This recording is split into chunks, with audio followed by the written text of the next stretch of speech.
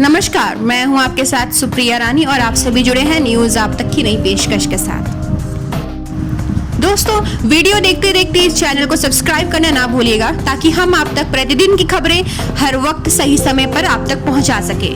पूर्वी लद्दाख में वास्तविक नियंत्रण रेखा यानी कि LAC पर भारत ने चीन के किसी भी दुस्साहस का मुंहतोड़ जवाब देने के लिए सतह से हवा में मार करने वाली आकाश समेत मिसाइल रक्षा प्रणाली तैनात कर दी है। यह मिसाइल रक्षा प्रणाली चीन की सेना की किसी भी उकसावे की कार्रवाई की स्थिति में महज चंद सेकंड में ही करारा जवाब देने में सक्षम है। भारत ने यह कदम सीमा पर चीन के जंगी विमानों और हेलीकॉप्टरों की तैनाती बढ़ाए जाने के बाद उठाए हैं। आइए जानते हैं आकाश मिसाइल और मिसाइल रक्षा प्रणाली के बारे में कुछ खास बातें। आकाश मिसाइल चंद सेकंड में ही दुश्मन के लड़ाकू विमानों और ड्रोन को तबाह कर सकती है। मिसाइल में मौजूदा हालात को देखते हुए जरूरी बदलाव किए गए हैं, जिससे बेहद ऊंचाई वाले दुर्गम पहाड़ी इलाकों में दुश्मन को धूल चटा सकती है। आकाश मिसाइल जमीन से हवा में हमला करने की मारक क्षमता रखती है। आकाश मिसाइल ब्रह्मोस की तरह सुपरसोनिक मिसाइल है। इसका वजन 700 किलोग्राम है और गति 2.5 मैक है।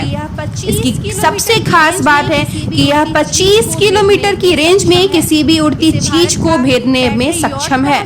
इसे भारत का पैट्रियट कहा जाता है। भारत का कवच बनेगी मिसाइल रक्षा प्रणाली। सरकार के सूत्रों के मुताबिक चीन की पीपुल्स लिबरेशन आर्मी या चीनी वायुसेना के लड़ाकू विमानों की ओर से किसी भी प्रकार की नापाक हरकत का जवाब देने के लिए भारतीय सेना और भारतीय वायुसेना ने वायु रक्षा प्रणाली की तैनाती की है। सूत्रों ने बताया कि भारत ने बेहद कम समय में अपनी मित्र देश से एयर डिफेंस मिसाइल सिस्टम हासिल कर लिया, जो पूरे इलाके की दुश्मन से रक्षा कर सकता है। आगे जानिए कितनी ताकतवर है यह प्रणाली। S-400 missile defence. भारत ने रूस से S-400 मिसाइल डिफेंस सिस्टम की खरीद के लिए समझौता किया था। इस मिसाइल की सबसे खास बात यह है कि यह 400 किलोमीटर तक किसी भी मिसाइल विमान या ड्रोन को नष्ट करने की क्षमता रखती है। यह दुनिया का सबसे एडवांस मिसाइल डिफेंस सिस्टम है। चीन के बाद डिफेंस सिस्टम को खरीदने वाला भारत दूसरा देश है। पूर्वी लद्दाख में वायुसेना के लड़ाकू विमान सक्रिय आकाश मिसाइल के अलावा भारतीय वायुसेना ने पूर्वी लद्दाख में अपने कई लड़ाकू विमानों को भी सक्रिय कर दिया है, जो हालात बिगड़ने की स्थिति में कुछ ही मिनटों में करारा जवाब दे सकते हैं। मई के पहले हफ्ते में ही वायुसेना ने सुखोई 30 MKI लड़ाकू विमानों की तैनाती LAC पर कर दी थी। इसके अलावा सीमाओं की निगरानी भी बढ़ा दी गई है ताकि दुश्मन का कोई भी विमान चकमा ना दे सके।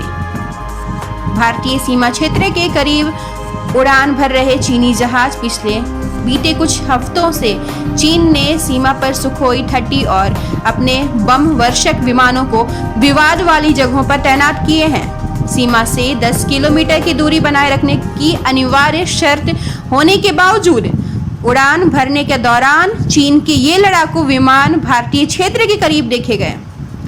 सूत्रों ने बताया कि चीन के हेलीकॉप्टर LAC पर भारतीय क्षेत्र दौलत बेग ओल्डी पेट्रोलिंग पॉइंट 14 के पास गलवान घाटी, पेट्रोलिंग पॉइंट 15, 16 और 17A हॉट स्प्रिंग एरिया